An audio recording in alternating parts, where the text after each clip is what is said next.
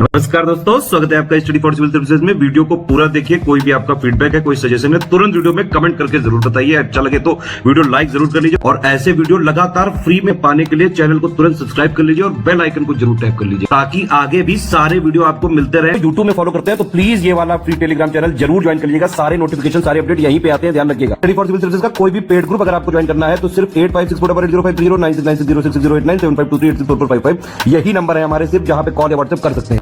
Instagram पे हमारा page जरूर फॉलो कर लीजिएगा, studyforcivil.services है। ट्विटर पे हमको जरूर फॉलो कर लीजिएगा, @studyforcivils है। सारे क्वेश्चन अटेम्प्ट करिए और स्कोर अपना तुरंत कमेंट करके बताइए। दोस्तों नमस्कार, स्टडी फॉर सिविल सर्विसेज में आप सभी का स्वागत है। आरओ एआरओ री एग्जामिनेशन जो 2023 वाला है, इसकी पेड क्विज हम लोग देख रहे हैं वीडियो फॉर्मेट में। कंटिन्यू करेंगे इसे। इंपॉर्टेंट क्वेश्चंस हैं। लास्ट जो आपका एग्जाम हुआ है वहाँ पे भी आपको हूबहू क्वेश्चंस मिलते जुलते और कुछ तो डायरेक्ट क्वेश्चन भी आपको मिले थे, तो इसी से इसकी इंपॉर्टेंस आपको पता होनी चाहिए। ठीक है, फॉलो कीजिएगा। यहाँ पे स्टार्ट करते हैं वीडियो आज के फर्स्ट क्वेश्चन के साथ। हमसे पूछा गया है सही कथन पोटेशियम कार्बोनेट के बारे में, जो कि एक केमिकल है, एक अकार्बनिक यौगिक और एक सफेद रंग का सॉल्ट होता है जो पानी में घुलनशील है। ध्यान देने वाली बात है, सॉल्युबल है। ठीक है, और मुख्य रूप से इसका उपयोग जो है कांच और साबुन के उत्पादन में किया जाता है। दोनों बातें ध्यान रखेंगे, ऑप्शन सी करेक्ट होगा। हिंदी और इंग्लिश दोनों ही भाषाओं में हम क्वेश्चन को देखेंगे। फिर से देखिए, सोप यानी कि साबुन के बारे में कथन है और गलत को चुनना है। बहुत ध्यान से देखा करिए सही गलत क्या पूछा गया है। यहाँ पे 3 स्टेटमेंट हमारे पास जो हैं तीनों ही सही हैं, तो इसमें गलत कुछ भी नहीं है। एक बार इसको आप देख लीजिए प्लीज। फिंगरप्रिंट स्कैनिंग के अलावा किसी व्यक्ति की बायोमेट्रिक पहचान में किसका उपयोग किया जा सकता है ना। जैसे आधार इनेबल्ड कई सारी सर्विसेज हैं जहाँ पे आपने फिंगरप्रिंट स्कैन करके है ना उसको ऑथेंटिकेट किया होगा, है ना। तो इसके अलावा बायोमेट्रिक में आंखों की जो आइरिस है उसको स्कैन कर सकते हैं। आधार में ये भी डेटा जैसे हमारा होता है ना। रेटिना उसका भी स्कैन, और वॉइस के भी कुछ कमांड जैसे फोन में होते हैं ना। तो ये तीनों ही है, ऑप्शन डी। 2 कथन फिर से हैं, सही को चुनना है। ये देखिए, बहुत ध्यान से मैं जोर दे करके कह रहा हूँ कि आपको एग्जामिनेशन में कंफ्यूजन होती है, आप लोग आते हुए क्वेश्चंस को गलत करते हो कि सही या गलत क्या पूछा गया है। तो पौधों के बारे में प्रकाश संश्लेषण आपने सुना या पढ़ा होगा। तो इस मतलब प्रकाश संश्लेषण जिसके माध्यम से अपनी कह सकते हैं भोजन का निर्माण करते हैं पौधे, तो पत्तियों और तनों वाले भाग में होता है। इस चीज को ध्यान रखेंगे। जो पूरा पौधा होता है तो लीव और स्टेम जो है, तना। ठीक है, और दूसरा है कि क्लोरोफिल इसमें एक पिगमेंट होता है, इसकी उपस्थिति में फोटोसिंथेसिस होता है। तो दोनों बातें यहाँ पे भी ठीक हैं। इसमें से किस पौधे की बीमारी को रिंग डिजीज के नाम से जाना जाता है? रिंग डिजीज जो है ये होता है विल्ट ऑफ पोटैटो। आलू की जो फसल होती है उस पे ब्राउन रंग के है ना ऐसे रिंग्स रिंग्स आपने देखा होंगे कि बन जाते हैं कई बार। तो उसका जो जाइलम वाला पार्ट होता है उस पे बेसिकली ये रिंग्स बनती हैं, जिसको कि रिंग डिजीज कहते हैं, और मूलतः ये नाम है विल्ट ऑफ पोटैटो।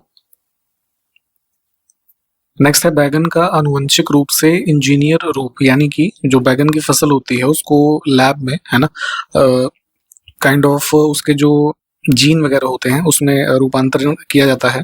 तो इसको बीटी बैगन के नाम से जाना जाता है। तो इसको जो भारत में डेवलप किया गया है, इसका ऑब्जेक्टिव क्या है? ठीक है, तो मिनिस्ट्री ऑफ एनवायरनमेंट के ये अंतर्गत एक कमेटी है, जेनेटिक इंजीनियरिंग अप्रेजल कमेटी। इसमें क्या होता है कि किसी भी जैसे फसल है ना, तो उसका जो जेनेटिक मटेरियल है उसको मॉडिफाई किया जाता है लैब में, जो कि अन्य ऑर्गेनिज्म से कुछ चीजों को लेकर के। ठीक है, तो बेसिकली ऑब्जेक्टिव इसका यही होता है कि उसको जो कीट वगैरह लग जाते हैं ना हमारी फसलों में, तो उससे प्रतिरोध इसको प्रदान करने के लिए। ठीक है, तो इसमें सी ऑप्शन हमारा करेक्ट होगा। नेक्स्ट है, इसमें से किसको हरी खाद के रूप में उपयोग करने के लिए उगाया जाता है और यह मिट्टी को नाइट्रोजन और फास्फोरस से समृद्ध करता है? तो जैसे पहले हमने बताया था कि धान की फसल में ब्लू ग्रीन एल्गी जो है उसका यूज किया जाता है, क्योंकि जो एटमॉस्फेरिक नाइट्रोजन है उसको ये फिक्स करता है। ठीक है, तो कुछ यही कार्य है ना नाइट्रोजन और फास्फोरस से कह सकते हैं उस पर्टिकुलर जिस खेत में इसका यूज किया जाएगा उसको समृद्ध करेगा, है ना, हरी खाद के रूप में। ये होता है हेम्प, है ना, सन हेम्प। Option B. थोड़ा इसको ना वो करिएगा, इमेज वगैरह सर्च करके देखेंगे तो और पता चल जाएगा डिटेल आपको। नेक्स्ट है पंजाब राज्य की विधानसभा में अनुसूचित जनजाति के लिए कितनी सीटें आरक्षित हैं। पंजाब राज्य में जैसे 2011 के सेंसस की बात करें तो उसके अनुसार ये क्वेश्चन भी पूछा गया है कि वहाँ पे एसटी पॉपुलेशन कितनी है। तो इस सेंसस के अनुसार वहाँ पे 0% एसटी पॉपुलेशन है, यानी कि एसटी लोग नहीं पाए जाते हैं। ठीक है, तो जाहिर सी बात है जब लोग ही नहीं है तो सीट किस बात के लिए रिजर्व होगी। तो असेंबली में 0 सीटें हैं। आपसे क्वेश्चन है कि उत्तर प्रदेश राज्य में एसटी के लिए कितनी सीट्स रिजर्व है, आप हमको कमेंट करके बताइए। नेक्स्ट है, दो जैविक समुदायों के बीच एक संक्रमण क्षेत्र को क्या कहते हैं। दो बायोलॉजिकल कम्युनिटीज हैं, है ना। एग्जाम्पल के तौर पे अगर हम समझें तो जैसे फॉरेस्ट का एरिया है मान लीजिए ये, और इधर इसके बगल में ग्रासलैंड है। ठीक है, तो जो यहाँ इनके मध्य ये वाला एरिया होगा ये होता है इकोटोन। ठीक है, तो बेसिकली एक ऐसा एरिया है जहाँ पे दो डिफरेंट अब ये हमारे बायोलॉजिकल कम्युनिटीज का एरिया है, तो उसके जो हमारे कंपोनेंट्स हैं इंटरेक्ट करते हैं एक दूसरे के बीच। ठीक है, एक जीव होता है पेंगुइन, ठंडे वाले एरियाज जो हमारे पोलर रीजन्स हैं, है ना, वहां पे आप देखेंगे पाए जाते हैं। तो बेसिकली उड़ तो नहीं पाते ये ज्यादा अच्छे से, लेकिन सारे फीचर्स इनमें वैसे पक्षियों जैसे पाए जाते हैं, है ना। तो बर्ड या फिर ईव्स, ठीक, इस रूप में इसको वर्गीकृत कर सकते हैं। अभी जैसे ऊपर हमने फोटोसिंथेसिस के बारे में बात की, तो उसका प्रोडक्ट क्या है ना। फोटोसिंथेसिस की प्रक्रिया जब पौधे करते हैं तो उसमें ग्लूकोज जो उनको ऊर्जा दे रहा है, वाटर और ऑक्सीजन, है ना, इनका मतलब प्रोडक्शन होता है पौधों के द्वारा। नेक्स्ट है, मिर्च में तीखापन, जो हम मिर्च खाते हैं तीखी लगती है, तो उसमें क्या कंपोनेंट होता है जिसकी वजह से वो तीखा होता है। तो ये होता है ना, कैप्सिसिन, ऑप्शन बी।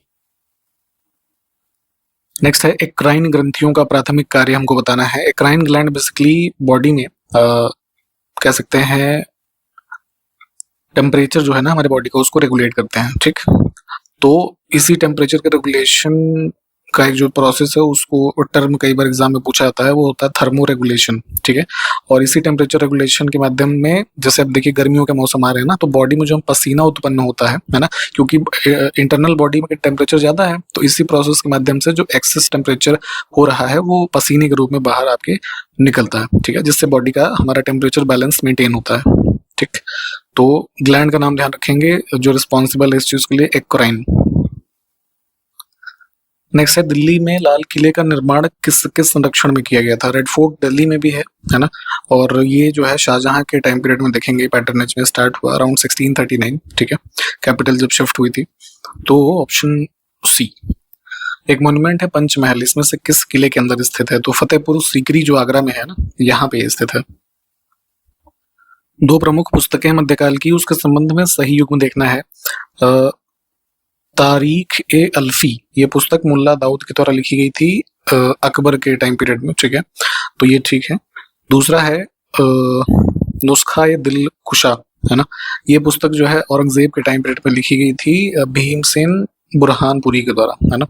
तो दूसरा गलत है। ये बुक्स इंपॉर्टेंट हैं, यूपी पीसीएस खास करके मध्यकाल की बहुत सारी पुस्तकें ऐसी जो आपने कभी नहीं पढ़ी होगी तो उसको पूछता है, तो प्लीज इसको पढ़िए। जो लोग पेड ग्रुप में होंगे वहां पे हमने ऑलरेडी ये चीजों को दिया हुआ है, वहां से फॉलो कीजिए। इन सब चीजों को याद रखना जरूरी है।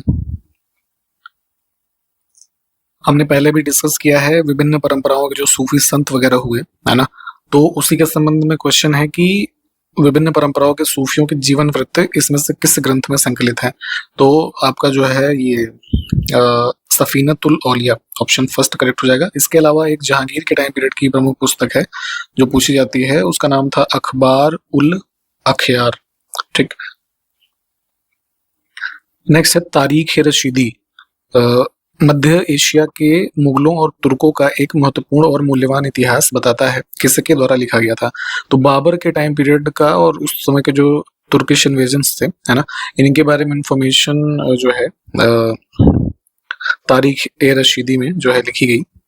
तो इसके राइटर का नाम है ये मिर्जा हैदर, है ना। दो गलत, ऑप्शन बी। सारे देखिए अभी ये वाले जितने भी क्वेश्चन हमने देखे हैं बहुत इंपॉर्टेंट है, तो प्लीज अच्छे से याद कीजिएगा। नेक्स्ट है कि अकबर के मकबरे का निर्माण अकबर ने स्वयं शुरू करवाया था, परंतु इसे पूर्ण कराने का श्रेय किसको जाता है। अकबर की डेथ हो जाती है, उसके बाद जहांगीर ने इसको कंप्लीट करवाया था, जो कि आगरा में स्थित है, सिकंदरा में। ठीक, अब से क्वेश्चन ये है कि इन विच ईयर कंस्ट्रक्शन जो है ये कंप्लीट हुआ था, ये हमको कमेंट करके बताइए। दारा शिकोह ने इसमें से किसका लेखन किया है, किसका लेखक है? ये आपका शाहजहां का जो है एल्डेस्ट पुत्र था ये, और कई सारे इसके लिटरेरी वर्क्स हैं जो पूछे जाते हैं, तो उसमें से इन ऑप्शंस में से हम देखेंगे तो ये था, ये मजमुल बहरीन है ना। हिंदी में मतलब इसको कई बार आता है ना, तो मतलब दो सागरों का मिलन करके कुछ ऐसे इसको लिखते हैं, ठीक है। तो फिलहाल आप ये वाला नाम ध्यान रखेंगे, ऑप्शन सी, ठीक। इसका एक टाइटल एग्जाम्स में अक्सर पूछा जाता है दारा शिकोह का, ये पादशाहजादा ए बुजुर्ग मर्तबा, बड़ा इंपॉर्टेंट नाम है। इसको भी मतलब जैसे हम शॉर्ट में यहाँ पे आपको चीजें बताते हैं, लेकिन आपकी ये रिस्पॉन्सिबिलिटी है कि साथ के साथ इन चीजों को और पढ़िए। इसमें से किन मुगल बादशाहों के मकबरे भारत से बाहर स्थित हैं, ठीक है। बाबर का है काबुल में, अफगानिस्तान, ठीक है। जहांगीर जो है इसका है लाहौर में, ठीक है। और कौन बच गया इसमें? बहादुर शाह जफर, ये म्यांमार में है ना, तो ये है सब बाहर, 1 2 4। शाहजहां का कहाँ पे है बताइए, जरा कमेंट करिए। इसमें से कौन सा मानव उपभोग के लिए खाद्य उत्पादन से जुड़ी हुई एक गतिविधि है? कह सकते हैं specialised form of aquaculture है, जो है मैरी कल्चर, ठीक है। यहाँ पे ए होगा, ऑप्शन बी वाला करेक्ट है। इसमें मैरी कल्चर में बेसिकली जो है आप फिश, इसके अलावा जो सीवीड्स वगैरह हैं कुछ कुछ, इसको अपने कंजम्पशन के लिए है ना एक तरीके से प्रोड्यूस करना। क्लोरोफिल का मुख्य तत्व क्या होता है? अभी हम ऊपर से 2-3 क्वेश्चन में बात कर चुके हैं अब प्लांट्स के रेफरेंस में, तो उसका कोर एलिमेंट होता है मैग्नीशियम, है ना, ऑप्शन सी, ठीक।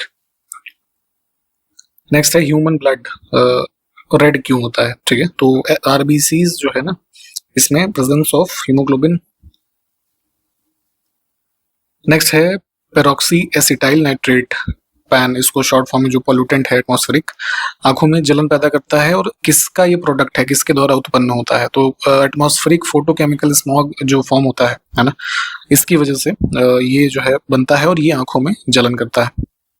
इसमें देखिए, पेड़ की वर्षों में आयु का पता लगाने हेतु कौन सी तकनीक का प्रयोग किया जाता है? जाइलम पार्ट जो है बेसिकली पेड़ का, है ना, तो उस पे लगभग हर वर्ष है ना रिंग्स, है ना, आपने देखा होगा, इसका निर्माण होता है। कई ऐसे जो पुराने पेड़ हो जाते हैं उस पे दिखेगा आपको, है ना। तो ये एक मेथड होता है जिसको काउंट करके, है ना, उनकी एनुअल रिंग्स को काउंट करके उसके आयु की गणना की जाती है। 2 स्टेटमेंट हमारे पास है, गलत को चुनना है, ठीक है। तपेदिक यानी कि ट्यूबरकुलोसिस की जो बीमारी होती है, टीबी, तो बैक्टीरियल डिजीज होती है ना, जो है ये माइकोबैक्टीरियम ट्यूबरकुलोसिस, इसके द्वारा होती है। तो इसकी खोज रॉबर्ट कोच ने की थी अराउंड 1882, ठीक। ये बात तो ठीक है हमारी। सेकंड है कि एक गंभीर संक्रामक बीमारी है जो जीवाणु रोग है ना, और मुख्य रूप से हृदय, है ना, यानी हार्ट को प्रभावित करता है, ये गलत है। ये हमारे लंग्स को मेनली प्रभावित करता है, तो दूसरा गलत है। नेक्स्ट है अरहर के बारे में सही कथन को चुनना है। अरहर की दाल होती है, ठीक है। तो वैज्ञानिक रूप से इसको कजानस कजान के नाम से, इसका साइंटिफिक नाम है, इसको पढ़ लीजिए ध्यान से, इसके नाम से जाना जाता है, ठीक है। भारत के विभिन्न कृषि जलवायु क्षेत्रों में इसकी बुआई होती है। मानसून की जब शुरुआत होती है ना, जून जुलाई में, तो उसमें बोई जाने वाली ये खरीफ की फसल है, ये भी ठीक है, ऑप्शन सी। नेक्स्ट है गलत कथन चुनना है बायोटिन के बारे में। बायोटिन जो है नॉर्मली इसको विटामिन B7 के नाम से आप जानते हैं, ठीक है। तो पहला ही कथन गलत है, अन्य विकल्प 3 जो हैं वो ठीक हैं। नेक्स्ट है ब्लू व्हेल के बारे में सही कथन। यह अब तक का ज्ञात सबसे बड़ा जानवर है जो डायनासोर से बहुत बड़ा होता है, ठीक है। एक्वेटिक स्पीशीज है, आप इसको सर्च करके देख लीजिएगा। और मैमल होता है तो इसमें भी 6 कक्षीय नहीं बल्कि 4 कक्षीय हृदय होता है। तो पहला कथन हमारा सिर्फ ठीक है।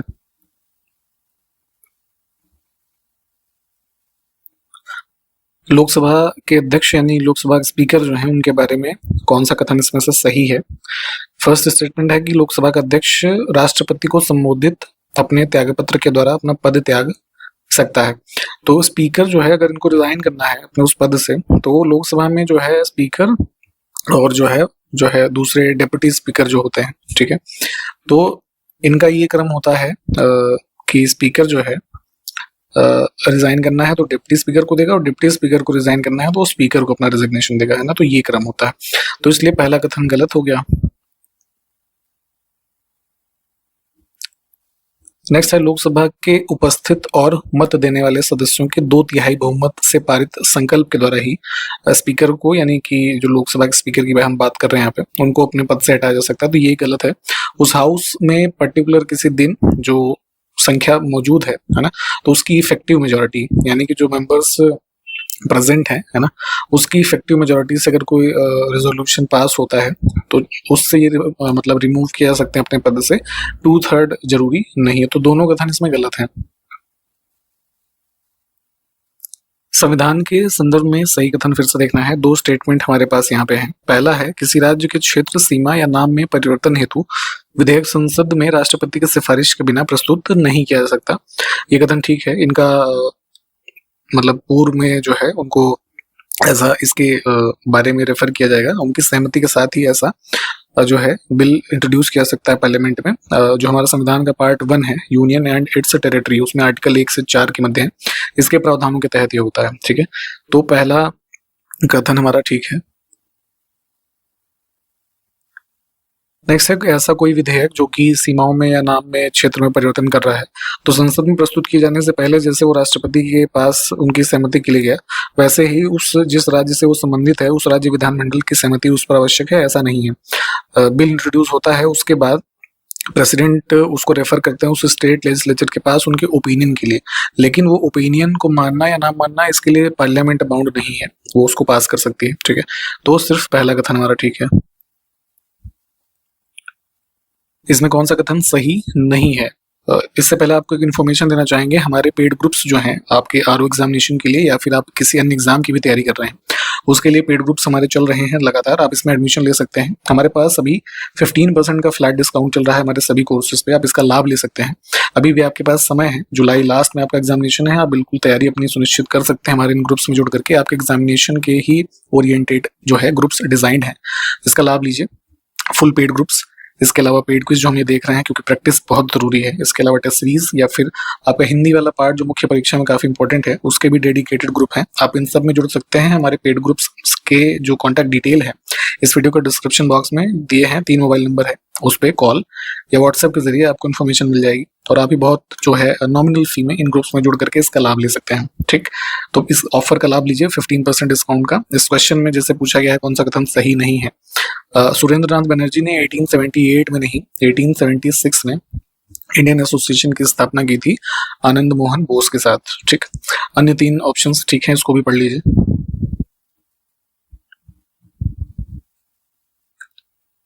नेक्स्ट है, आंवले में कसैलापन किस तत्व के कारण होता है? आंवला आप खाते हैं तो मतलब खट्टा या कड़वा लगता है ना आपको, तो वो जो कसैलापन है उसमें पाया जाता है हमारा एक ये पॉलीफेनॉल होता है, टैनिन, है ना, इसकी वजह से। चिंपैंजी एक जीव होता है बंदर की तरीके, आप इसको इमेज देखे होंगे। तो इसमें गुणसूत्रों की कुल संख्या बतानी है। तो जैसे ह्यूमंस में 46 है टोटल, है ना, 23 पेयर में होते हैं, तो चिंपैंजी में होते हैं 48, है ना। इसमें से कौन सा युग्म सुमेलित नहीं है? अभी हमने ऊपर ही देखा था, मिर्च में तीखापन किसके कारण होता है, तो ये वाला गलत हो गया। 2 ऑप्शन ऊपर देखिए, ठीक है। नेक्स्ट है, आम का सीजन चल रहा है, आम में लिटिल लीफ नामक बीमारी हो जाती है, तो किस तत्व की कमी होती है उस पेड़ में? तो डेफिशिएंसी ऑफ जिंक, है ना, ऑप्शन फर्स्ट, इसकी कमी के कारण, है ना, उसकी जो पत्तियां हैं छोटे आकार की रह जाती हैं, पीली पड़ जाती हैं। 1798 में चेचक यानी कि स्मॉल पॉक्स जो एक डेडली डिजीज होती थी, है ना, तो काफी हद तक इस पे जो है कह सकते हैं सफलता पाई गई है। तो इसके टीके की प्रिवेंशन के लिए, क्योंकि वायरल डिजीज है, तो इसकी खोज की थी इन्होंने एडवर्ड जेनर ने। ठीक, एक बीमारी होती है एंथ्रेक्स, है ना, तो बैसिलस एंथेसिस नामक जीवाणु इसका कॉजेटिव एजेंट है, तो इसकी खोज किसने की थी, है ना? अराउंड 1876 में रॉबर्ट कोच इनके द्वारा इसकी खोज की गई थी। Option B. आप जरा क्वेश्चन का आंसर बताइए, एंथ्रेक्स हमारे बॉडी के किस चीज या किस पार्ट को प्रभावित करता है? निम्नलिखित में से किसको भारत का प्रथम पुर्तगाली गवर्नर बनाया गया था? सबसे पहली यूरोपीय शक्ति जो भारत में आई पुर्तगीज ही थे, तो इनका फर्स्ट गवर्नर ऑफ इंडिया बना था Francisco de Almeida. Option first देखिए, टिक है इस पे। अराउंड 1505 में इसको अपॉइंट किया गया था। ठीक है, तो ऑप्शन ए करेक्ट है। और यहाँ पे इस वीडियो को हम समाप्त करेंगे। जितने भी क्वेश्चन हमने देखे हैं आपकी रिस्पॉन्सिबिलिटी है, आप साथ के साथ उसको रिवाइज कर लीजिए, आपको अच्छे से याद हो जाएगा। जो क्वेश्चन पूछे गए हैं उसका उत्तर कमेंट करके बताइएगा, ठीक है। और 15% का डिस्काउंट हमारे ग्रुप्स पे चल रहा है, मैंने अभी बताया था आपको। इसका लाभ ले सकते हैं आप जल्द से जल्द हमारे जो ग्रुप्स हैं उसमें एडमिशन लेकर के। 3 मोबाइल नंबर हमारे डिस्क्रिप्शन बॉक्स में दिए गए हैं, उस पर कॉल या व्हाट्सएप कर लीजिएगा, आपको इन्फॉर्मेशन मिल जाएगी। इन्हीं सब बातों के साथ इस वीडियो को हम समाप्त करते हैं। आगे के क्वेश्चंस को देखते हैं अगले वीडियो में। तब तक के लिए नमस्कार, जय हिंद।